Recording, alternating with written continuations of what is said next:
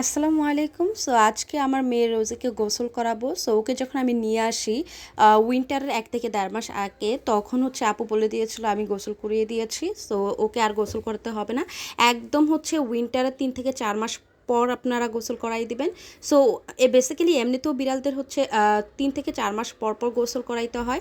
আর শীতে তো ভুলেও করানো যাবে না। গোসলের আগে রোজি হচ্ছে আমার কোলে আদর খাওয়ার জন্য চলে এসেছে। ওকে আমি আদর করে দেই। তাকে আমরা বেলকনিতে নিয়ে যাই। বেলকনিতে বেশ রোদ পড়েছে। আম্মুকে বললাম বেলকনিতে ওকে গোসল করাই দেওয়ার জন্য। অ্যান্ড আম্মু কিন্তু অলমোস্ট হচ্ছে তার সারা শরীরে হচ্ছে শ্যাম্পু করে দিচ্ছে। অবশ্যই খেয়াল রাখতে হবে বেবি শ্যাম্পু দিয়ে গোসল করাইতে হবে কিটেন হলে।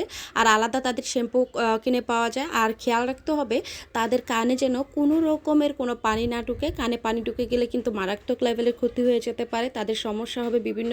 অ্যান্ড লাস্টে হচ্ছে আমি ওকে হচ্ছে সম্পূর্ণ পানি ঢেলে দেই। তাড়াতাড়ি হচ্ছে সেখান থেকে একটু নরম তাওয়াল দিয়ে তাকে ডেকে নেই, মুছে দিই আস্তে আস্তে করে। অ্যান্ড তারপরে হচ্ছে হেয়ার ড্রাই দিয়ে আস্তে করে তাকে বাতাস করে তার হেয়ারগুলো ড্রাই করতে থাকি। আর এইদিকে আম্মুকে অনেক খামচিয়ে ধরে সে। তারপরে হচ্ছে গিয়ে লাস্টে হচ্ছে তাকে একটা জ্বালানোর পাশে রাখি। এখান থেকে বেশ খানিকটা অনেক রোদ পড়েছে, রোদ আসতেছিল, বাতাসও আসতেছিল। তো দেখা যায় আস্তে আস্তে ওর হচ্ছে এইটাই final look and shining feel দিচ্ছে। সো আমি হচ্ছে ফার্স্ট টাইম গোসল করালাম